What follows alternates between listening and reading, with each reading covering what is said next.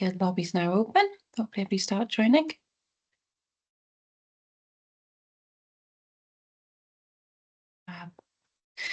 Good morning, everybody.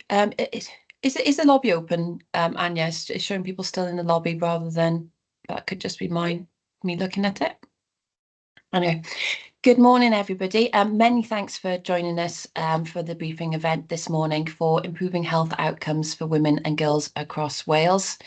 If I can go to the next slide, please, Anya. So I'm just going to run through a little bit of etiquette for the day. So the event is being recorded. The recording of the event will be uploaded to the Simply Do platform after today, just so everybody can access it if they weren't able to make the session this morning.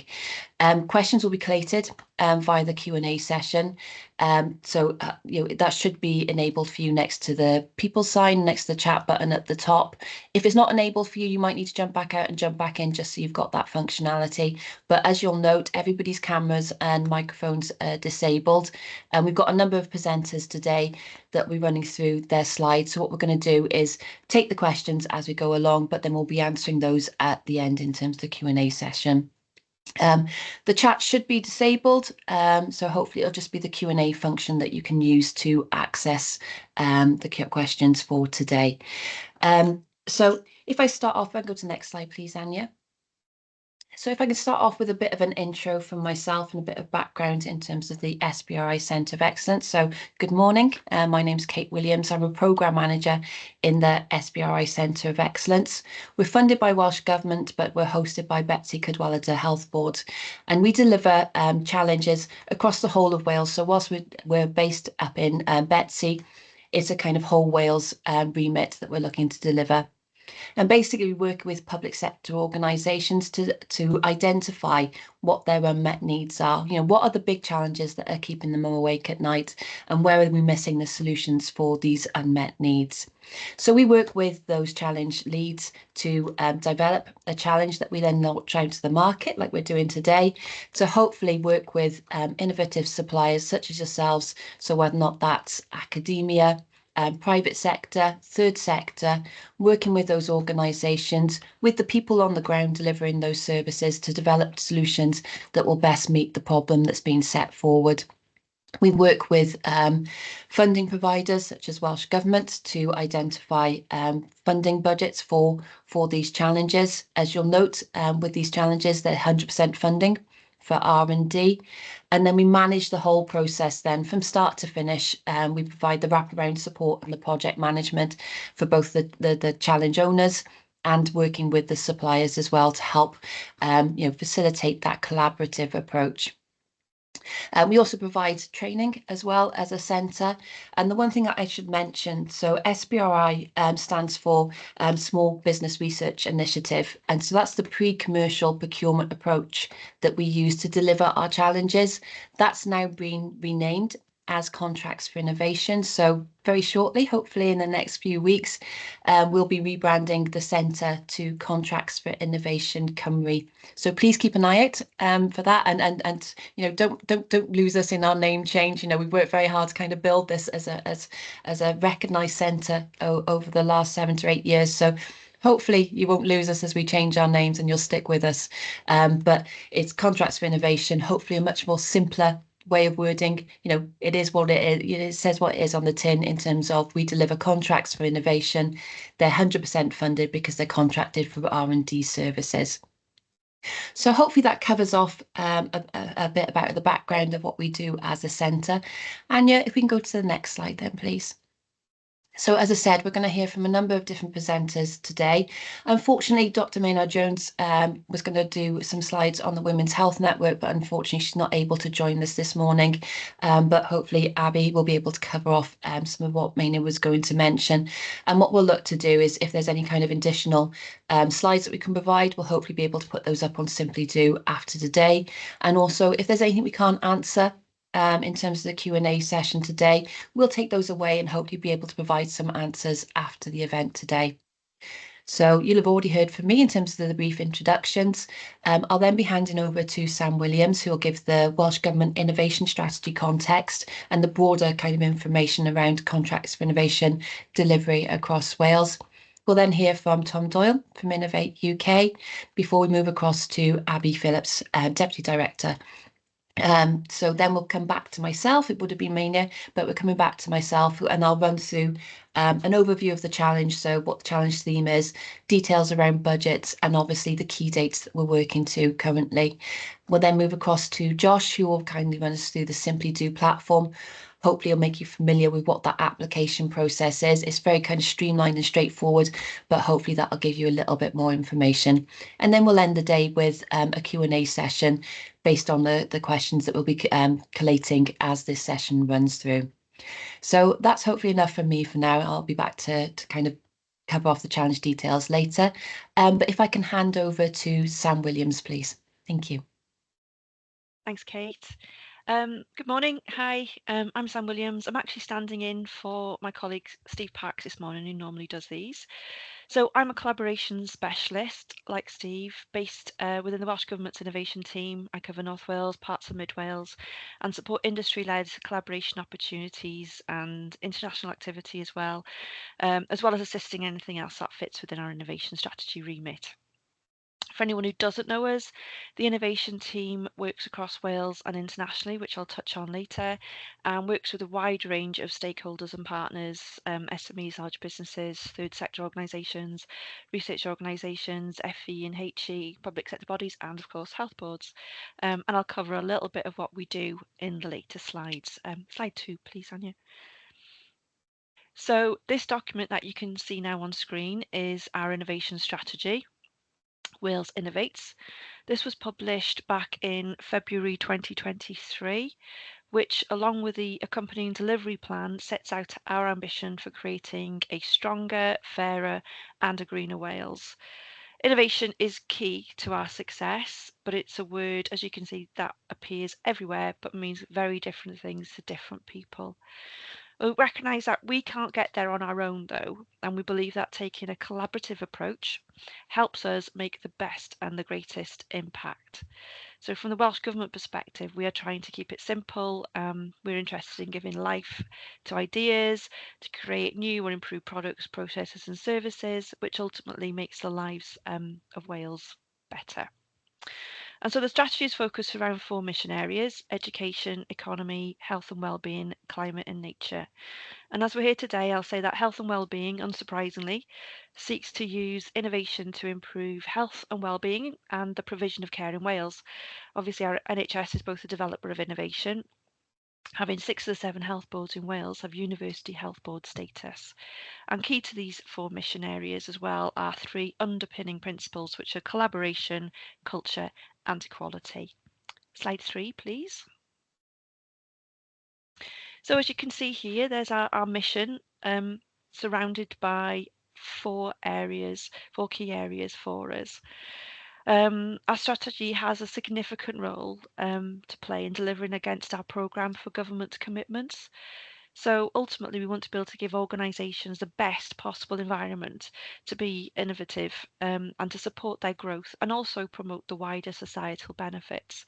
We want to be able to encourage effective collaboration across the different organisations that I've already mentioned that we work with, SMEs, etc., and the health boards, which will create a culture and community, hopefully, of innovation.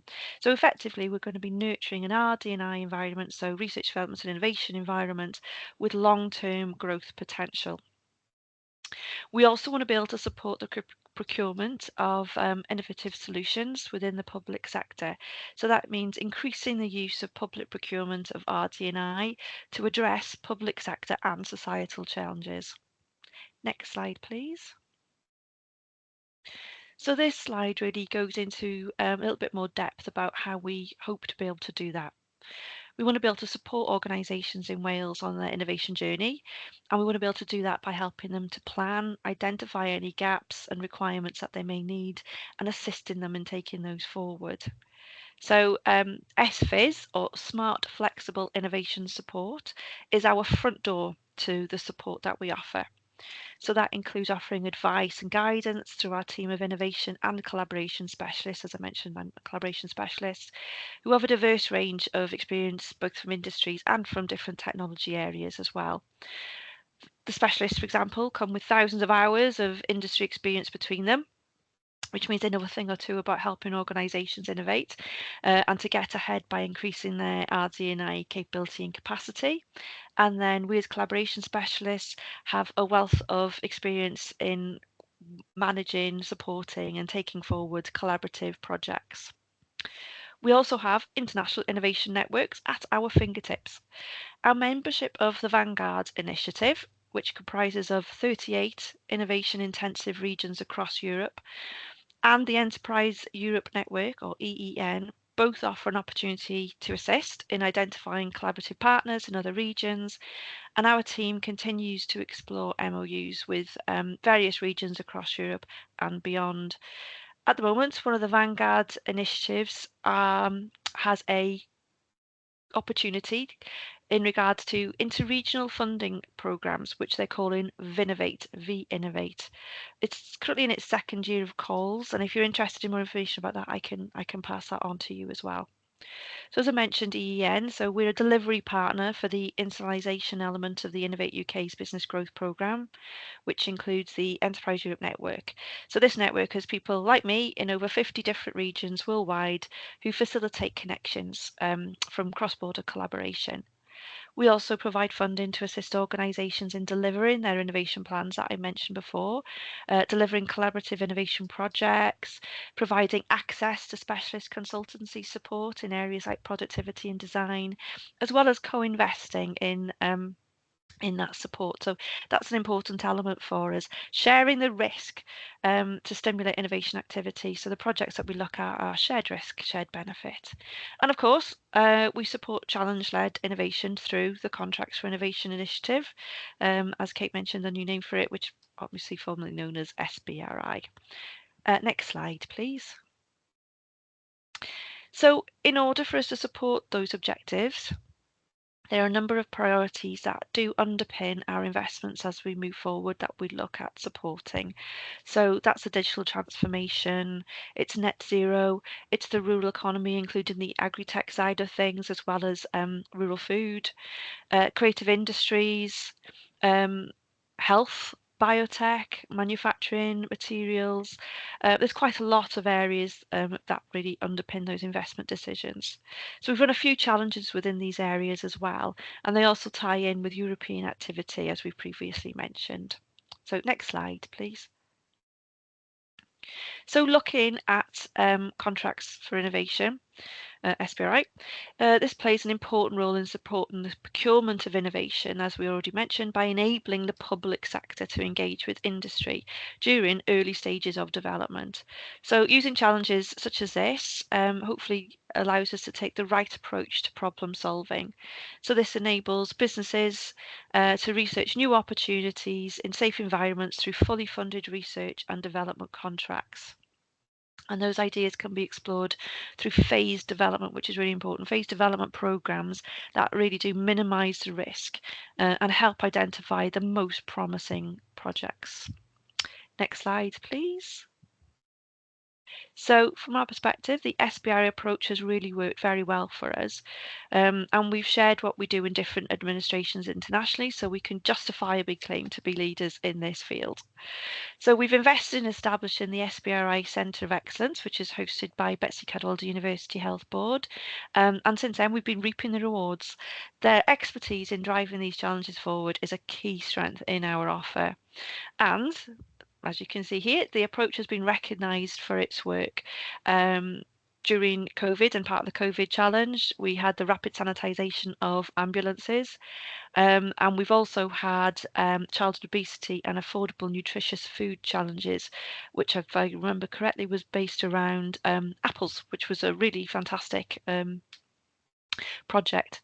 And if you haven't had a look, if you get the slides, please do take the time to have a look at those challenges and the results that came from them. And the next and last slide, please. So I would just like to say thank you for listening. I feel like as though I've probably rattled through this quite quickly and Steve might have taken a bit longer, but these are my contact details. That's my direct email, but if you've got any general inquiries, please do use our collaboration mailbox. But I wanted to say thank you for listening. Reach out. I'm happy to discuss any of what I've just covered now, and I'll hand back over to Kate and the team.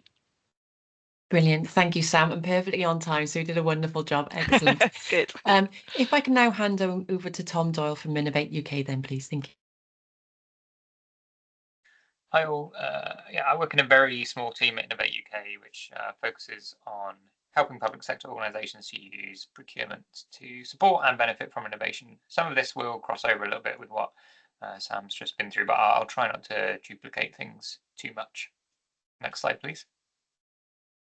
So I'm just going to go through a bit more of the background behind the mechanism and why there's a focus on procurement at all.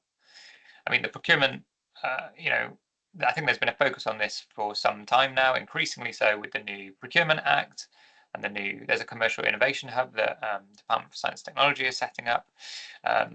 It's a way of improving public sector efficiency and effectiveness, particularly in line with the government's mission-driven approach, but also in a reality of tight budgets. It's a particularly important tool to be able to bring down costs, try and do things differently, to improve services or enable services to continue as they are with a lower cost. Very simply, if you buy in a more efficient or effective solution, you improve efficiency or effectiveness. Of course, it's not always as simple as that. The other reason that this is such a focus is because, depending on which figures you go on, the public sector spends between £300 and £400 billion every year across the UK procuring goods and services. Now, of that spend, that's obviously, there's a lot that go to frontline services and routine purchases where it's not appropriate to push innovation. But, using that amount of budget, even a small percentage of that, to do things innovatively has a huge potential. Next slide, please. So the procurement of innovation is generally split into the public procurement of innovation, or PPI, and pre-commercial procurement. PPI is the public sector as an early adopter of technology or processes that exist. They're commercially available. You can go out and buy them if you want to. PPI is really about the adoption of innovation. So that's the point where it gets used and we get value from it. Pre-commercial procurement, as we've Kate's mentioned already, previously SBRI, currently sort of phasing into the change rebrand of contracts for innovation, is a way of funding research and development of a solution where one doesn't exist. So it's a step before adoption, used when there's not a suitably efficient or effective solution to adopt.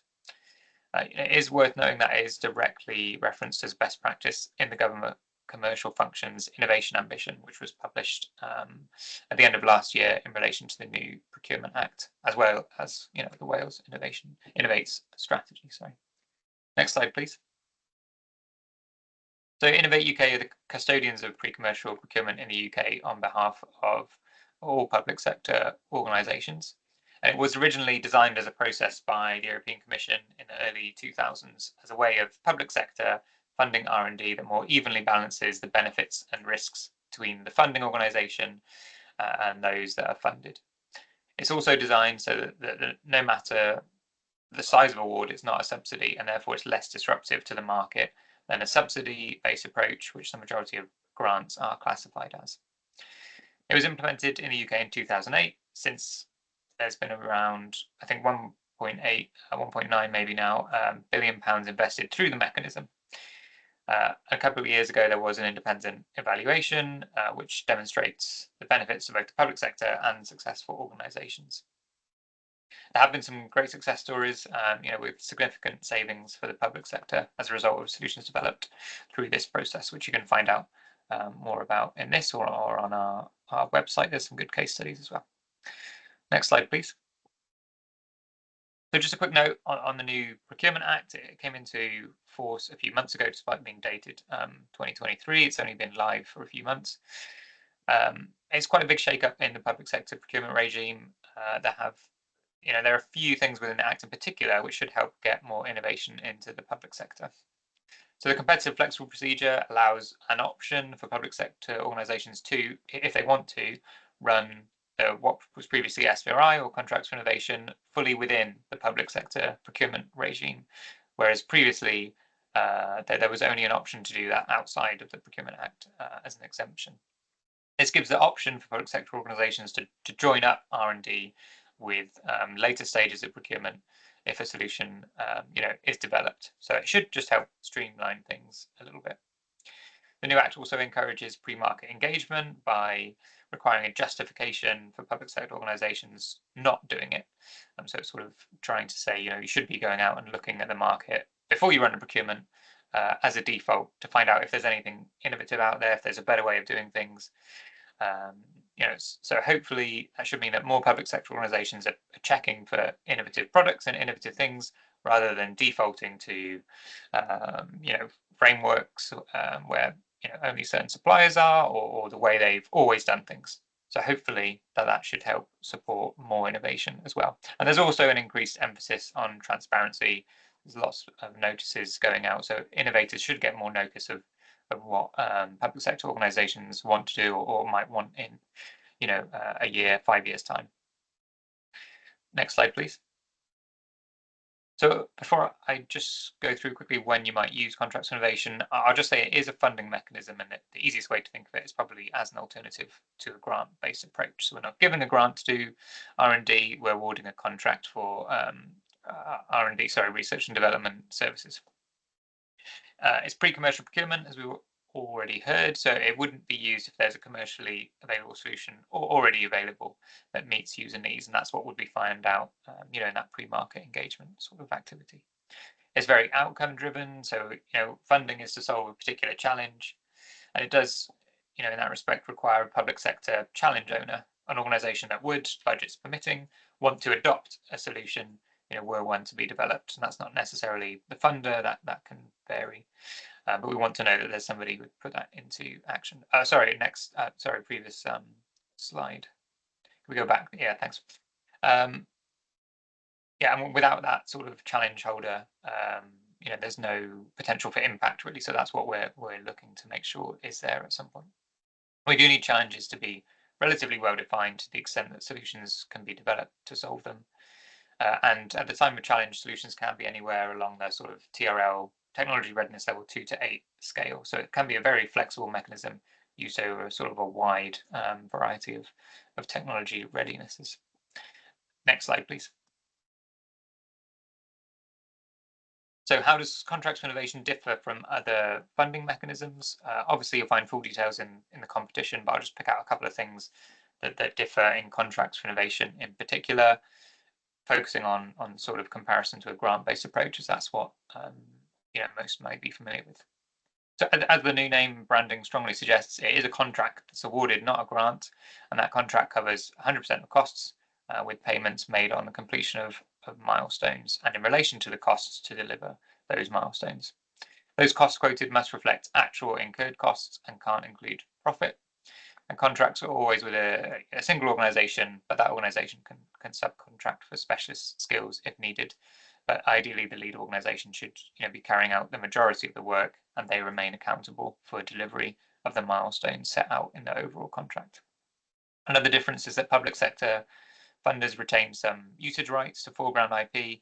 That's IP developed during this project.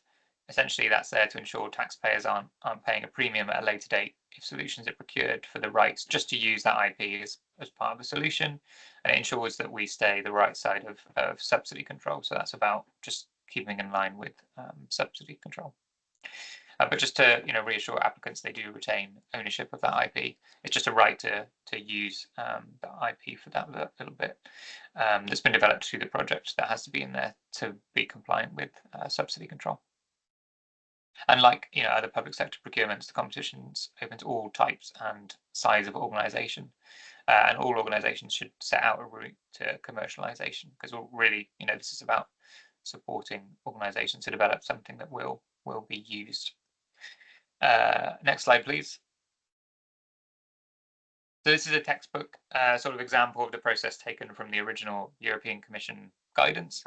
Contracts for innovation is the yellow sort of pre-commercial procurement stage, and generally there are a greater number of smaller value projects sort of funding at earlier feasibility stages, and then potential solutions. The idea is that they'll be down selected, so the most successful ones will be taken forward when there are fewer but larger value projects at later sort of technology readiness stages. But programs can start anywhere along those sort of that phase scale. They don't necessarily have to start at feasibility if, for example, grant programs have already got the technology up to that stage.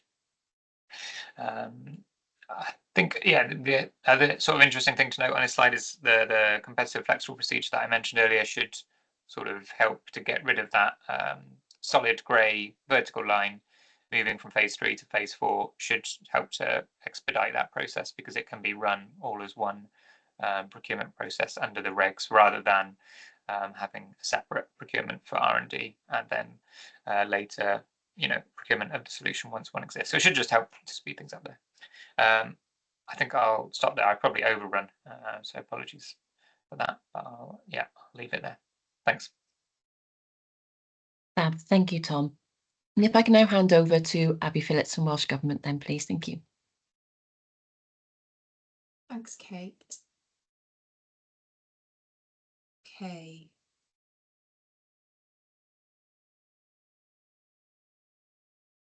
So I'm here today from the Office of the Chief Nursing Officer, where the responsibility for women's health currently sits. And alongside the role, I'm also responsible for maternity, neonatal and children's health as well. So lots of crossover there within my portfolio. I thought it'd be helpful today to talk through the kind of political and policy landscape of where this has come from. So hopefully it will give you a little bit of background into kind of government thinking on this.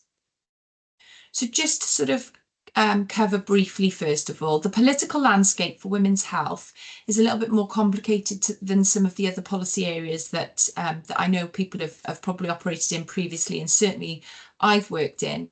But women's health is an FM priority. So Lynette Morgan, our current FM, started the women's health policy journey as Health and Social Care Minister, and then took it with her when she became FM. We've then got two ministers, so a Cabinet Secretary for Health and Social Care and a Minister for Health, Mental Health and Wellbeing. Certain aspects of women's health sit across both their portfolios. So there is a lot of kind of Cabinet Secretary and ministerial oversight on this. And then specifically, we have Julie James, the current Counsel General and Minister for Delivery. Julie is responsible for overseeing the delivery of specific FM priorities. And in this instance, that is the delivery of women's health hubs, which I'll cover in a sec. The women's health policy landscape started very early on, so back in 2022 with a quality statement. And Welsh Government issue quality statements to support the population in Wales to understand what good should look like. So the quality statement for women and girls' health informs us what good health care looks like for women in Wales. And it recognises that up until that point, there'd been a real disparity in healthcare for women and girls, and that the care provided needed to be equitable, safe and evidence-based. And the reason there was such an emphasis on evidence-based is because a lot of the evidence base used in the delivery of healthcare centres on how men's bodies react to certain conditions. So there's quite a lot of disparity there in terms of how women are treated within Wales. That resulted in Welsh Government asking the NHS to develop a women's health plan. And that started with the Discovery Report. The Discovery Report was published following significant stakeholder engagement with women. So it really is informed by what women in Wales say they experience, what women in Wales say they want. And then that flowed into a 10-year women's health plan, which was published at the back end of 2024. Alongside the Women's Health Plan, we have an established Women's Health Network that sits within the NHS Performance and Improvement. People may have heard that called the NHS Executive. And that network sits across the top of all of the NHS organisations in Wales and is responsible for implementing the Women's Health Plan alongside government and the NHS organisations. So where are we going with health? So currently we are in implementation of the Women's Health Plan. It's the first year of implementation, and this year we have a budget of £3 million to do that. There are some specific priorities that are being delivered this year, mainly women's health hubs.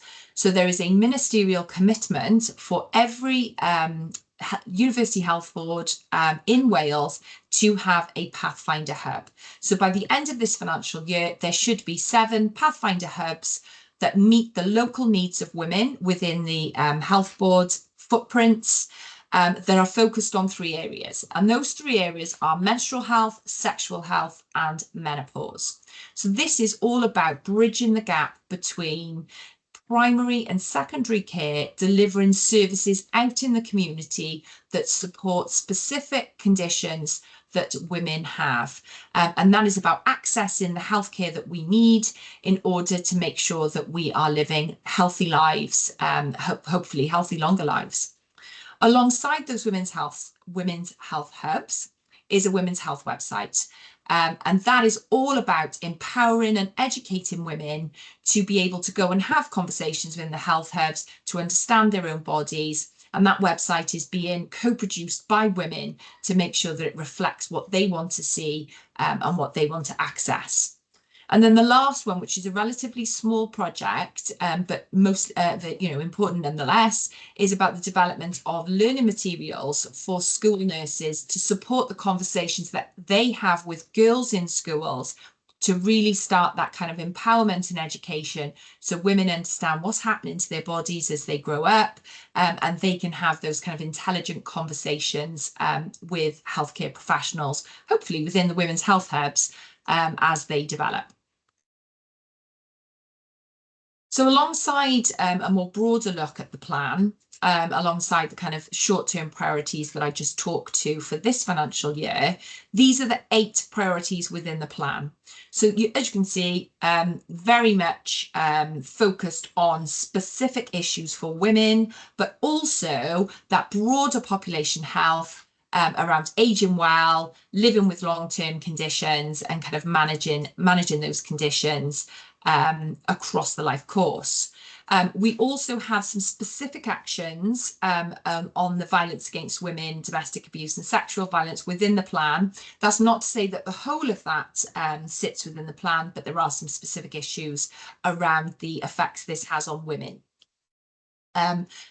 There are some other actions being taken as well. So some of these are medium-term and longer-term actions, but in order to start that development early on, we are doing some data gathering with health boards around tertiary endometriosis provision, sustainable mid-term abortion care, and the access to specialist services following the use of pelvic mesh. So we are very much delivering some short-term actions this year, but laying the foundations for those longer-term actions to be delivered into the future. We've also got 2 pieces of research currently live. One is around specifically training in the area of violence against women, domestic abuse and sexual violence. So training for professionals, what does good look like? And the other is around continence services within NHS Wales. And alongside that, overlaying the whole of the plan, we are looking at how we benchmark performance. So what does good look like? How do we measure what good looks like? And then how do we look at how this develops into the future as the plan moves into future implementation phases? And what do we want to see from this challenge? Well, obviously, we want to see projects that align with the priorities in the plan. So we want to see projects that maybe sit within health hubs, projects that seek to put content on the website, projects that focus on a specific condition area. There's lots of ways you can look at the plan and see how your projects can fit with those priorities. But I think alongside that strong partnership is really, really important. So we know that health boards are out doing a lot of work in their localities to understand the needs, the specific population needs of their women, and to marry that up with services that meet those needs. So having strong partnerships with providers is really important. Now, they could be with health boards, they could also be with third sector. We know that they deliver services for women as well. So I think that's I can't impress upon that enough, really. And then the other thing is women's voices. We're really keen. The plan was co-produced with women. The website is being co-produced with women. Health boards, as I said earlier, are doing a lot of work listening to women in their local area, understanding their needs. So I think any projects that come forward must demonstrate that they are listening to what women want. And we know when we did the discovery report that women feel when they go into healthcare settings, when they talk about their conditions, they're not being listened to. So it's really important that in this situation, they are. Improved outcomes, so better care for women, or indeed faster diagnosis of specific conditions. I've already mentioned things like endometriosis, adenomyosis, looking at ways in which we can diagnose those faster, really important. So we know from some evidence that has been presented to us that some women wait up to 9 years for a diagnosis. So I think, thinking about sort of diagnosis pathways is really important in those specific conditions. And then the issues around communication, education and empowerment. So empowering women, educating women about conditions that are specific to them, helping them maybe to understand what good looks like, how they can improve their communication skills, or indeed how health professionals can improve how they communicate with women. So anything in those areas I think would be of significant interest also. But I think there's a really broad remit here within women's health. So, obviously use that plan, use that discovery report, use the quality statement. They're all published on the internet, and we can provide links with the recordings and the presentations from this session, but use those documents to help inform your project proposals. And I think that's it from me. So thank you. There's my email address. Obviously, as Sam said earlier, if you've got any specific queries, feel free to drop me a line. I can get someone from my team to provide answers to specific questions. More general questions about the challenge, obviously direct those to the SBRI Centre of Excellence. Thank you very much. Brilliant. Thank you, Abby. And thanks for covering so much of the broader context. That's really valuable. And I've noted a question in the Q&A section about whether or not the slides can be provided afterwards. They'll all be uploaded to Simply Do platform, so you can access those afterwards. And one thing to mention in terms of the narrative of this challenge. So as you'll have noted throughout, we're using the wording women and girls as part of this challenge. However, we do recognise that there may be some individuals who might need to access women's healthcare who relate to different kind of so trans men, non-binary, who may not consider consider themselves under the terms women and girls health. So we are looking for any solutions to kind of reflect the broader usage of these services. However, it's the context in terms of those recorded as female at birth is what the context we're referring to when we're describing it as women's and girls. So hopefully that's helpful, but in terms of the narrative that we're using. Anya, if we can go back to the previous slides, please. And I'll just go through an overview of the challenge and hopefully cover off some of the key details. So as both Sam and Tom mentioned earlier, contracts for innovation, it's a phased approach, so we can go anywhere from feasibility up to potentially under a flexible procedure, potentially the implementation of solutions. For this particular challenge, we're looking at phase 2 delivery as part of those collaborative projects. So what we're looking to see through the delivery of this challenge is real world demonstrations. So projects that can actually capture the evidence and data and demonstrate that there's real value in these solutions, that they can have impacts on the solutions, on the challenges that they're trying to address. Potentially, there may in the future be opportunities to look at phase 3. However, phase 2 is the focus for this particular challenge.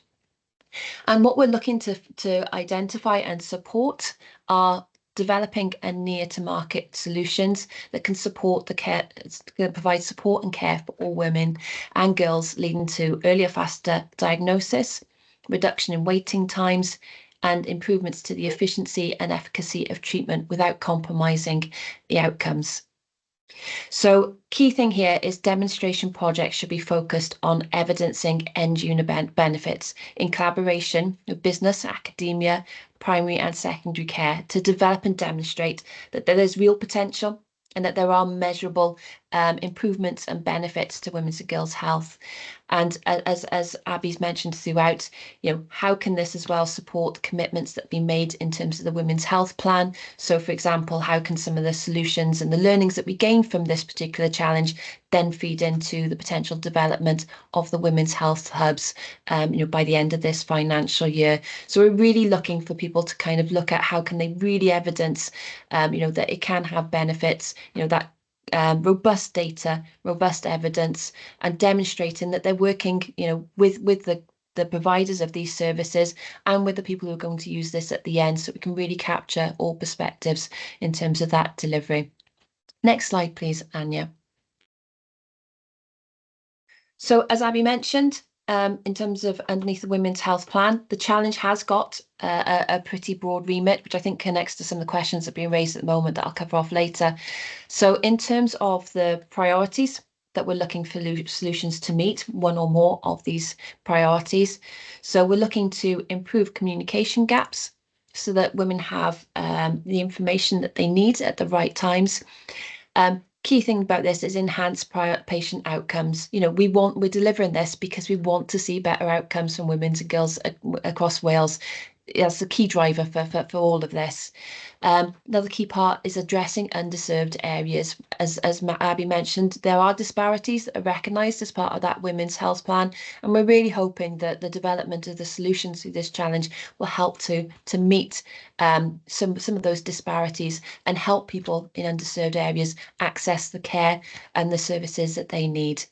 Empowering patients, that's it's a real important part of people feeling able to take responsibility and ownership of their own health and their health journey, and providing the tools and education that they need to do that so that they feel empowered as part of their own health. Tackling stigma and awareness, another key part of it. I think, I think there's lots of us probably on this call that can relate to, some of the things that, you don't talk about in an open room. And we're actually trying to kind of breaking down those barriers. I think we all see it more and more that people are being more open about, women's health and mental health as well, because that's a part of it as well. And hopefully, with this challenge and the solutions developed, we'll break down those barriers even more and tackle the stigma and raise awareness of some of the challenges that women and girls are facing throughout their life. Health screening, obviously there's a big push in terms of encouraging people to access these services, but it's kind of how we can make that even easier. And again, that links into the underserved areas as well. So who isn't accessing screening currently, and how can we help ensure that everybody has the same opportunity to have that service, and that no one's missing out on key health checks that can provide some of those early warnings for future problems, so people getting care at the right time. And another important part of it as well, which I think links into the Women's Health Hub context, is localised solutions. So improving access to everybody. So whether or not that's in terms of the language, cultural factors, it's having solutions that meet the need of everybody in Wales, which is why we encourage everybody participating in these challenges, that collaborative approach, that working with the people who are going to use these services at the end to develop something that really meets their needs. That's a fundamental part of why Contracts for Innovations exists, to create that environment that you can deliver a very collaborative approach to your development of your solutions. Next slide then, please, Anya. So in terms of what is out of scope, this first one's a really key aspect, because if we're looking to develop the evidence and the data, any solution has to be pretty much ready to go. We recognise the timescales are shorter than we'd have liked. However, we need solution providers to be in the right position to move as quickly as possible. So we're not seeking to support very early innovations. A lot of the challenges that we're trying to address with these challenges, they're challenges we face now. They're not challenges we're trying to address in 5-10 years time. We need to have solutions that can be demonstrated as quickly and as effectively as possible. And that links into the second point of, we're not looking to support projects that are purely focused on feasibility. This is about real world practical demonstration, so that we can collate that evidence that really says what the positive impact could be, to hopefully support the broader kind of national implementation if these solutions are proven to work. So again, we're not looking to support projects that cannot evidence that they're engaging with the potential future customers.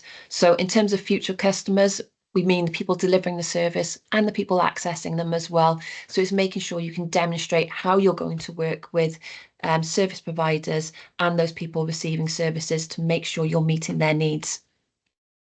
Another key point is we're not looking to support any project that can't address any potential negative outcomes. So whilst we're kind of looking to capture the benefits of these solutions, we recognise that sometimes there may be unintended consequences of delivering these solutions and delivering services in a different way. And it's how we kind of, what we can put in place to mitigate some of those potential negative outcomes.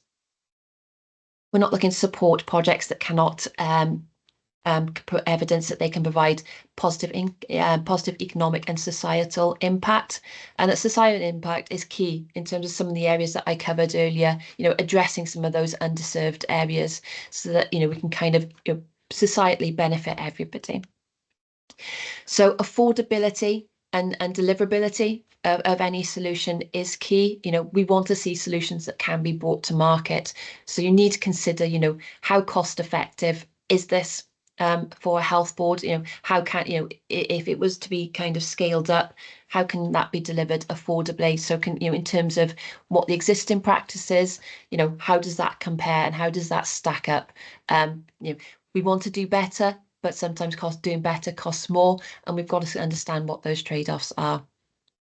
At this point, we're not looking to directly support projects that will require integration with national systems at this point. We recognise that the timescales of this challenge are tight, and integration is incredibly complex.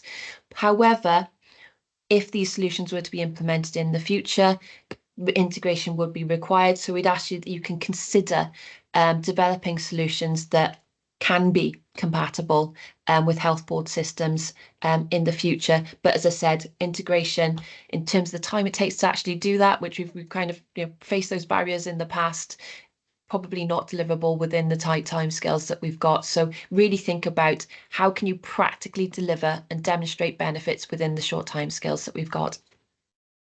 And then obviously accessibility is key, and in terms of we're based in Wales, so it has to meet the Welsh language standards, but also consideration as well in terms of multilingual functionality and kind of reflecting the broader cultural aspects of Wales, and making sure that we're developing solutions that everybody can access in their preferred language and in a way that suits their accessibility needs. Next slide then, please, Anya. Thank you. So key bit, really important part is in terms of the key dates of this challenge. So the closing date for this challenge is 12 p.m. on the 10th of September. Please note it's 12 p.m. And please don't leave it till 5 minutes to 12 before you submit your ideas. If you do go beyond this timeline, unfortunately, we won't be able to support you. So please don't leave it to the last minute. So if there are any issues with submitting your application, we'll have a little bit of time to support you. However, if you leave it till the 12 p.m. deadline, if it is submitted after that point, I'm afraid we won't be able to consider your application. In terms of outline dates for the rest of the process, these may be subject to change, but current plans are that we'll be assessing applications between the 11th and 15th of September, with the hopes of notifying the shortlisted applicants and all the other applicants who weren't successful in being shortlisted by the 19th of September. Potentially, if time allows, we may decide to do a meet and greet with the shortlisted applicants. However, we'll be confirming that once we've done that shortlisting process. Our aim is to release the decision of the funding by week commencing 29th of September.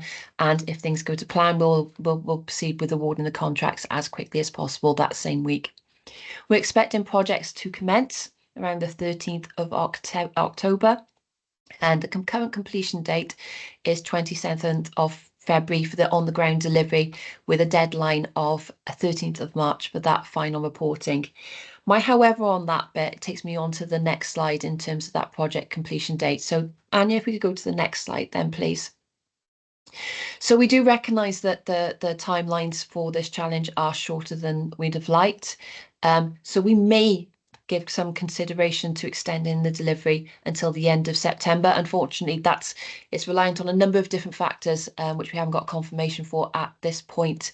However, what we'd like to see as part of the application is that you provide 2 distinct timelines whilst remaining within the current budget availability. And that current budget availability is up to 900,000 to support a whole portfolio of phase two projects. So that might be small scale, low cost demonstrations up to large scale demonstrators of a bigger budget. However, as I've said, what we would like to see is 2 distinct timescales of what you could deliver up until the 31st of March 2026, and also what you could deliver if the timescales were extended to the end of September 2026, so we can understand what the benefits of that might be, and importantly, how much more of an evaluation can be undertaken if we are able to. It's a big if. However, we'd like to consider this from the start, which is why we're asking for those 2 timescales. So apologies, it's a little bit more complicated than we usually tend to do, but hopefully it gives us options going forward.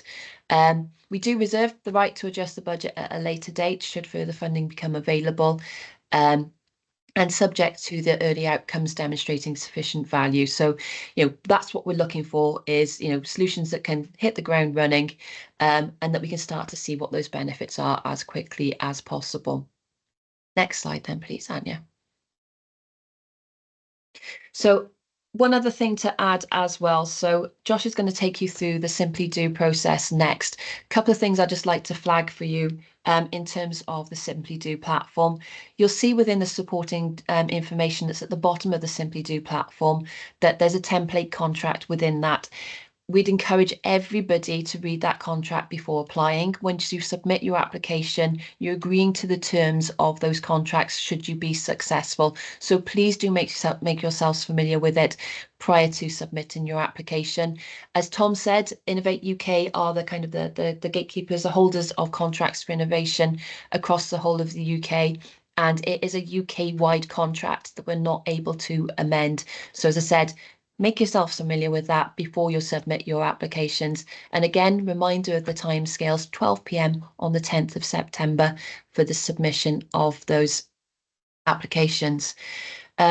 Josh will cover off in terms of questions, but what I will also do is put our email address, direct email address for the SBRI Centre of Excellence within the chat. So if you do have questions about the challenge and the application that we are not able to cover off today, please do contact us through that email address. And I'll also, as a reminder, I'll put in the chat as well the direct link to the Simply Do platform so that you can access that easily after this call. So I'll now hand it over to Josh before I pick up on the questions towards the end of this session. Thank you. Thank you, Kate.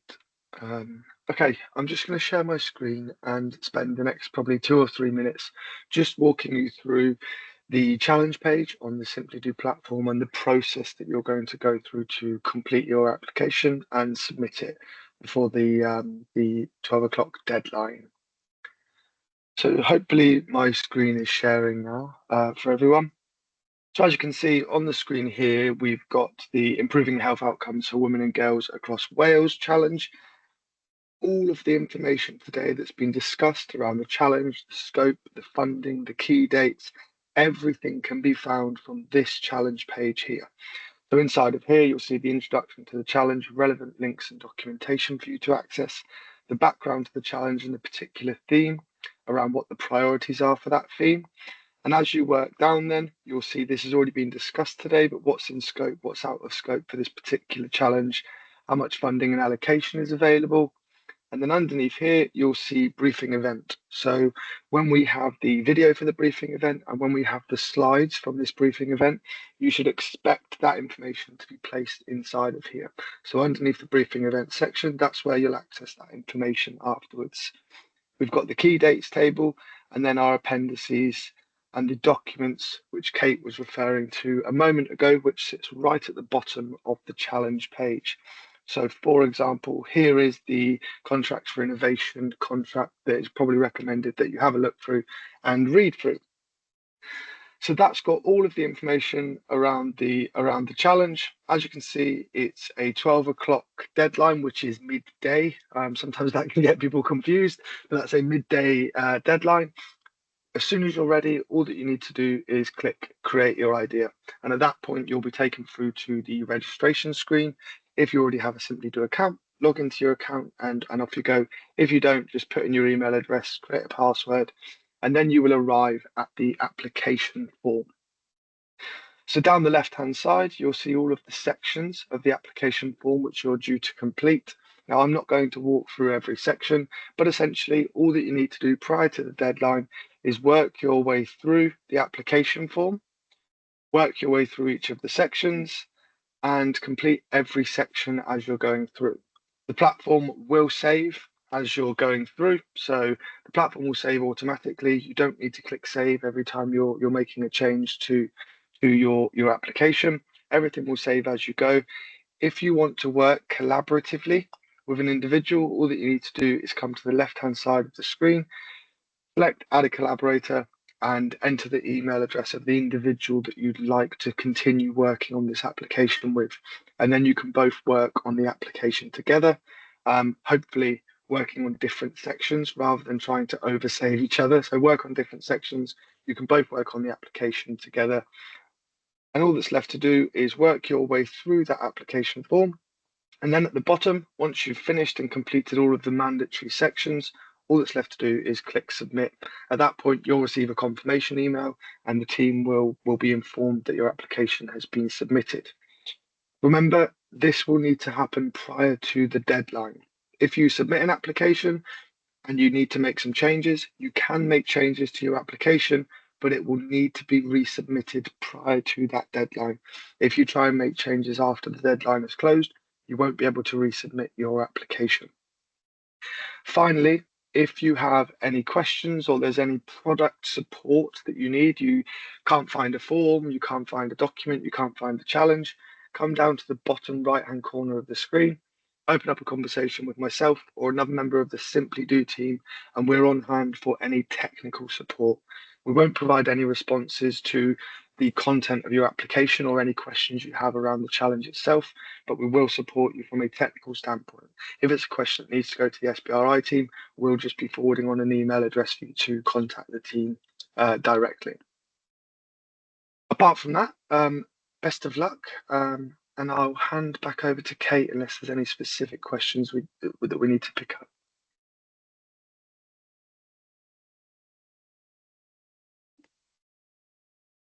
Fab, thank you, Josh. Hopefully that covers everything off in terms of the Simply Do portal. As Josh said, there's the opportunity to ask questions via the portal. However, I've just popped our email address within the discussion just so you can you've got that to hand if you have any further questions. So I'm now going to move into the Q&A part of this session, although it's now got a little blue wheel swirling round. So hopefully that will sort itself out in a minute or two. Luckily, I did note some of them down before the blue wheel started going round. So hopefully we'll be able to capture the majority of them. As I said, if there's anything we are not able to answer within this session, we'll do our best to pick that up at the end.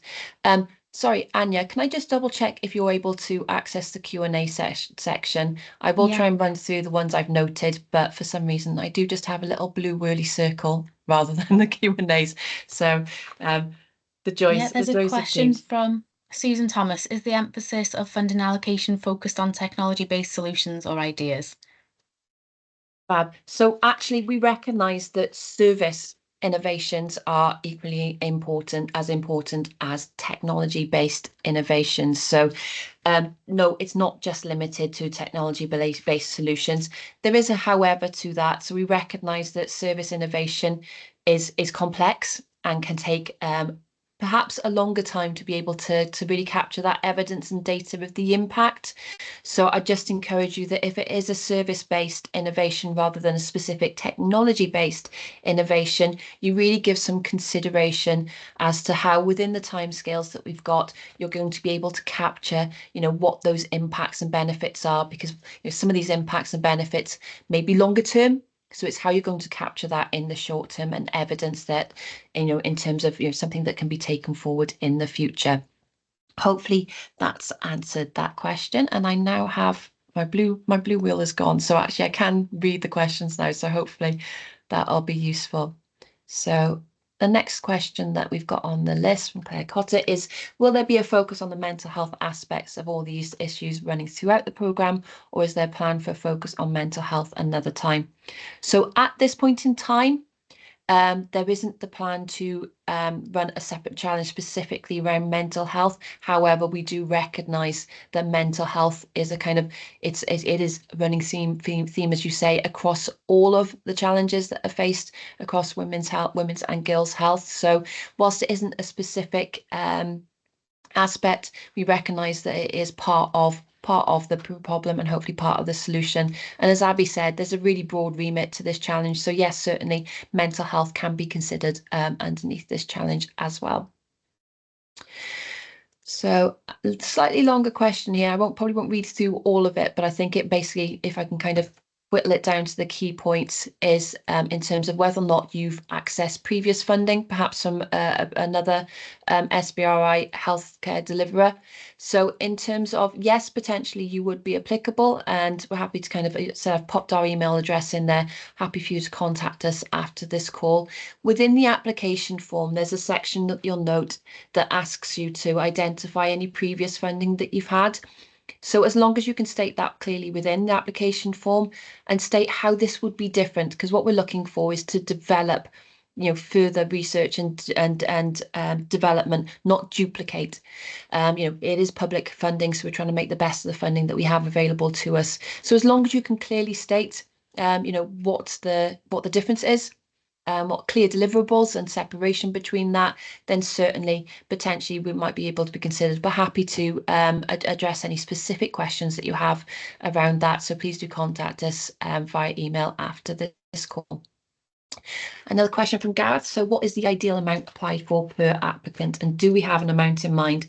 No, we do not have, to be blunt, no, we don't have a specific amount in mind. We are potentially looking to support a minimum of 5 to 6 projects across this challenge.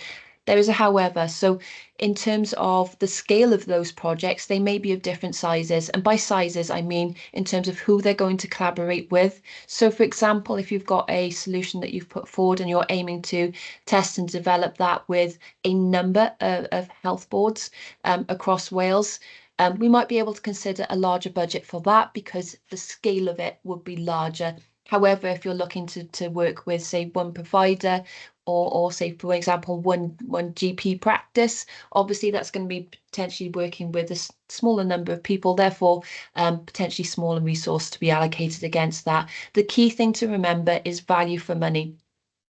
It is part of the assessment criteria, and so we'll be looking to consider, what level of, say, for example, staffing resource is dedicated to this, what kind of equipment purchases, lots of things like that. So within the application form, we do ask you to clearly set out the budget and to clearly set out what that allocation is, what's being kind of attributed to subcontractors, things like that. Those are all sort of things that we look at to demonstrate value for money. But again, it comes back to the scale of that delivery. If you're intending to deliver it on a larger scale, you may be able to consider a larger budget. But as I said, please make sure you're demonstrating that value for money as clearly as possible within that application form.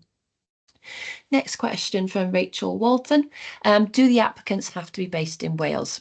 No, they do not. So contracts for innovation, in terms of the delivery process, is open to any organisation across UK and Europe, and I think even beyond now since the change in procurement.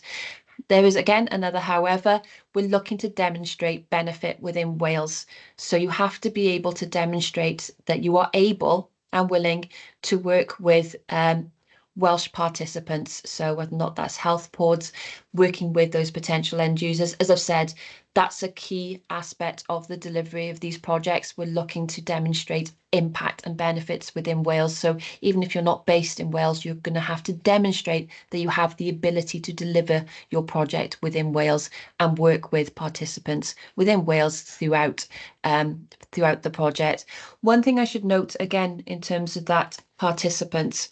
So ideally, best case scenario, even though noting the tight timescales, it's very beneficial if you are able to, as part of that application, demonstrate that you've got some of those relationships in place already. So whether or not that's a letter of support, something identifying that people are committed to working with you throughout the project. However, each of the application will be considered in its own merit, and if there are things that we can do to support those collaborations, for if there's an outstanding project and there's things we might need to do to support that collaboration, we may be able to help. But ideal position is that you've got those connections in place.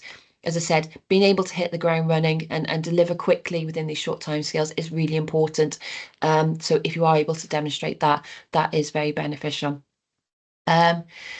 No apologies needed for joining late. That's fine. In terms of phase 2, by phase 2, so contracts for innovation is delivered across a number of phases.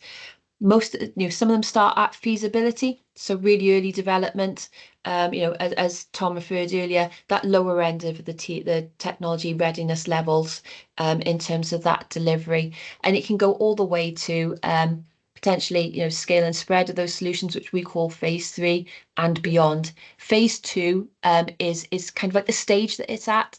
So we call phase 2 our demonstration phase. So we're not looking for early feasibility. We're coming in at phase 2 where things are hopefully more developed, have some evidence already that they can have positive impacts, and we're looking to kind of develop that and build on that within Wales and test, can these solutions deliver positive impacts in Wales. So phase 2 is the stage of the project in terms of demonstration. So not early feasibility. We're looking for stuff that is quite further up that technology readiness level and potentially has had some impacts in development in terms of what is delivered already, and we're looking to build upon that. Hopefully that makes sense. This might be a one for, because I'm assuming this question, Richard, is in relation to the Women's Health Hub. So I might throw this one to Abby, if that's okay. So are you looking to create, test a digital solution or face-to-face hub?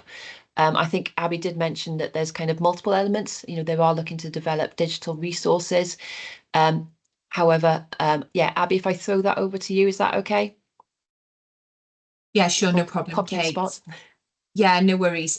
So I think what I would say is the health boards are still very much in the scoping phase around understanding exactly what women within their local areas want and need, and what obviously meets their geographical spread. So it could be face-to-face, there could be a digital aspect to it. But I think I'd go back to what Kate said earlier around, particularly with digital provision, we aren't looking for solutions that require integration into any national systems. And I think as well, any digital provision would obviously need to evidence that, it has the kind of backing of women in Wales. Is that helpful? Thank you, Abby. Hopefully that answers that question. As I said, if I've missed the context or anything, or if we haven't fully addressed your question that you've raised, please do contact us via the SBRI email, and we can always pick that up after the event. So a very key question from Lauren in terms of, are the timescales normally this tight for challenges? Ideally, no. So as anybody will recognise, the funding landscape is challenging. And it can take time to kind of finalize the details of any of these challenges. So ideally, we'd have worked to a longer time scale, which is reflected in terms of why we're asking for 2 timescales to be submitted as part of that application. So ideally, no, the timescales wouldn't be so tight. Unfortunately, we are funded as a centre on an annual basis, so we've got certain timelines that we can work to, and unfortunately this challenge has taken a little bit longer to bring to the market than we'd have ideally liked. In terms of how often we run funding calls, so we tend to run a couple per year, but as again I said, it's very dependent on actually getting the funding agreed, and actually kind of making sure that any challenge that we run has to have that kind of has to fit with Welsh Government priorities and the funders' priorities, so it can take some time for those to develop. And it's also the size and the scale. So obviously this is quite a big challenge with quite a substantial budget. Sometimes we do run smaller challenges, so early feasibility, so we may announce calls for those a couple of times a year. But I'd say as a rough figure, maybe 3 to 4 a year at most. But again, depends on the size and scale. We don't have a list of upcoming calls at the moment. As I mentioned earlier, unfortunately, we're funded on an annual basis, so we're kind of only working on what we can deliver within this financial year currently. That doesn't mean that we won't announce other challenges within this year. However, we don't have any, but we do have a agricultural based one that we'll be announcing shortly, hopefully in the next week or so, but we don't have another health one outlined for this year. However, would encourage you to sign up to our mailing list and follow us on social media. We do try to give, if possible, a bit of a heads up if we've got something developing. And as Tom mentioned earlier, whilst the changes in procurement have caused us some complexities, we're also hoping that may enable us to do more pre-market engagement going forward. So hopefully, if time allows in the next financial year, once funding's agreed, we will look to hopefully implement that part of the new process so that we can do more work in advance of launching these challenges. But we do recognise timescales are tight. They're not where we want them to be, but it's better to deliver something and quickly than to not deliver anything at all is kind of how we go. So apologies for the tight timescales. So what are your suggestions for finding a partner health organisation to work with? Going off the fly here, and just in terms of what we have done in the past is created Microsoft Forms to capture details. I'm not promising we can do that as part of this, but we might be able to consider that if enough people say that would be useful. Hasn't been terribly successful, I'd say. In the past, we have implemented it and not got a great deal of interest from that.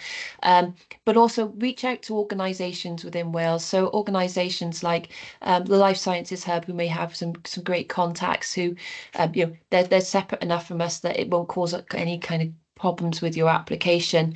And then obviously the research organisations within Wales may be able to help facilitate some introductions. So please do reach out to other organisations to hopefully get that support. And Sam's going to come in there and save the day on that question as well, aren't you? Thank you, Sam.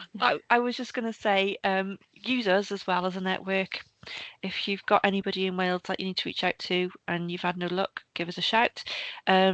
But ultimately, we've got really good relationships with the universities, research organisations and the FEs as well. So if there's anybody that you need to reach out to but can't, if we can help, I'm not promising, but if we can help make those connections, we will do our best. Thank you. And my colleague has just flagged up that another colleague, Jackie, has kindly offered to help support. So Jackie is the director of the newly funded Women's Health Research Wales Centre, and they'd be happy to collaborate with colleagues submitting projects.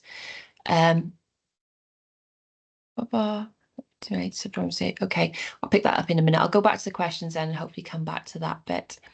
So question from Richard, do we need to price for evaluation in our cost? Do we do it or do we need a university alongside it? It would be beneficial if you do have a university that is willing and able to work with you within the timescales of this project, and obviously to budget for that accordingly. I am aware though that just had seen an email this morning that it is challenging times for universities, and it may take a bit of a lead time for to engage them and agree their involvement. So it may just be conscious of that when you're reaching out to universities, that it may take a bit of time to get their commitment to support. However, we do work very, very closely with Health Technology Wales as part of our delivery, so we may be able to seek some support through that as well. If it is a gap across all the successful projects that we shortlist, then there may be potential for us to look at that, as an additional piece. As I said, though, however, if you do have a dedicated kind of subcontractor that's able to support you with that, it would be beneficial because it helps you to make sure that you're getting the right data in the right way as you're delivering those projects right from the start, rather than potentially us looking to bring in an evaluator at a later date when they're kind of retrospectively looking at what we could have captured. So yes, ideally, if you do have the ability to include the evaluation within your costs, I'd encourage you to do so. Ash, hopefully that answers your question in terms of the evaluation. So it can be something that's built into your project delivery as a subcontractor. However, if there are gaps, we will look to address that as service deliverers. So are there any specific sections that need to be covered in the PDF document we upload? Once you've logged into the Simply Do system, hopefully then you'll be able to access the application form. There are key sections across that. I won't go into them for 2 minutes, too much detail, because otherwise it'll take a fair while. And there's also a kind of a downloadable copy of that application form as well. But we're looking for you to identify key things. So in terms of demonstrating that you've understood the challenge scope, that's reflected in the first and second section of that application form. So it's you setting out, what your solution is, how you think it addresses the scope of the challenge, and what you consider the potential benefits might be. Those are key aspects that we're going to be looking at as part of the assessment. There'll also be sections in terms of your project plan, so setting out very clear milestones to demonstrate that you're able to deliver your project within the timescales that have been stated. Also, as I said earlier, identifying the budget and costs. Tom picked up in terms of his slide that, there should be a minimum, because this is a contract for R&D services, there should be a minimum of 50% of those costs dedicated to R&D parts of your challenge. So we don't tend to look at, we tend to try not to support projects that have got a very high capital cost, because then that does reduce the element of R&D delivery. So try and stay away from any capital costs that exceed a 50% part of the budget, because, as I said, we're looking for projects that can are really demonstrating that they're delivering R&D, so that should be the most significant proportion of your budget costs. We also look at how capable, I'm not sure if capable is the right word, but if this solution was successful, would you be able to deliver this for Wales? So demonstrating what your potential future commercial plans are.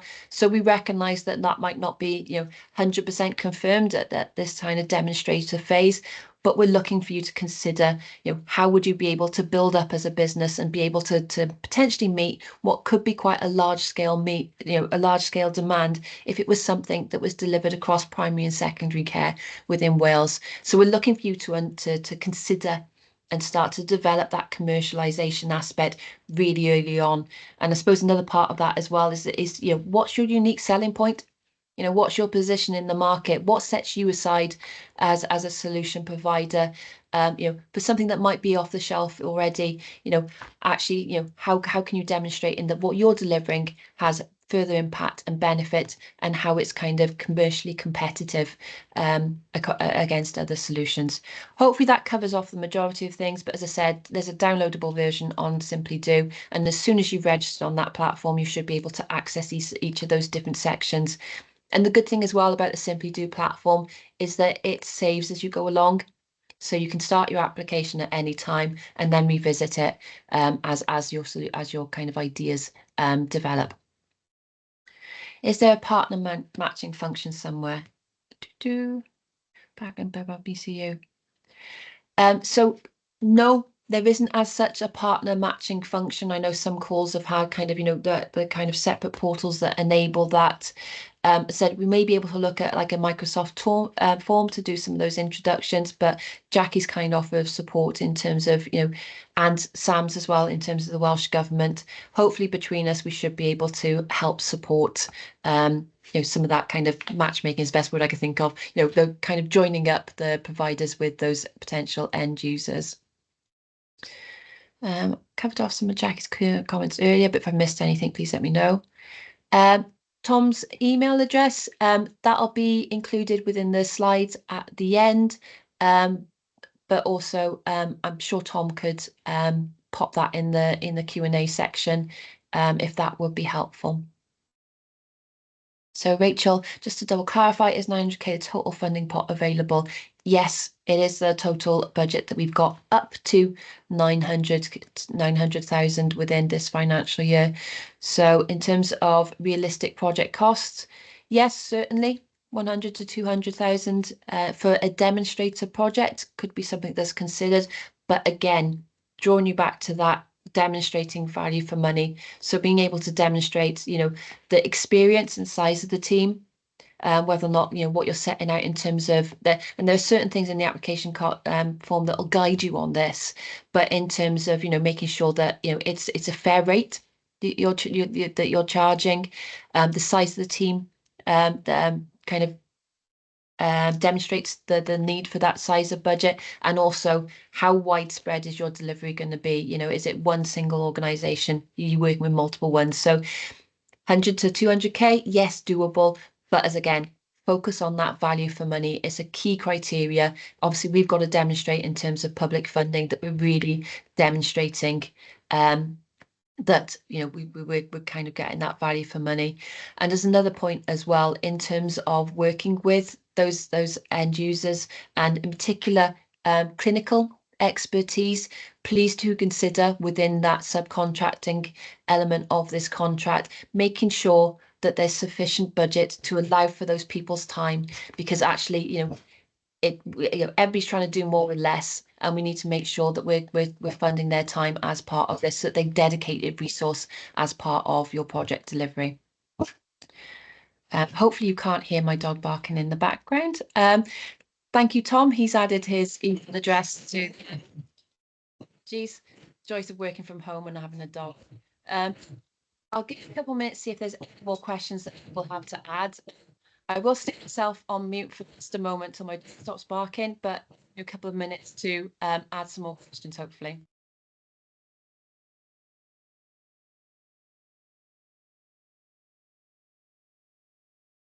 I'm not seeing any more questions coming through. As I said, you've got our email address in the chat. If there's anything we've missed today, if there's anything that's been unclear, please do follow up with us, and we'll get back to you via the SBRI inbox. If there are no other questions, hopefully you found this call useful, and hopefully it's provided you with that broader context of why we're delivering this challenge and why it's so important. But thank you all for your time today, and look forward to seeing your applications, and best of luck everybody with this call. I think it's an exciting challenge and a much needed one, and hopefully we'll see some great solutions coming through. Thank you all. Thanks, Kate.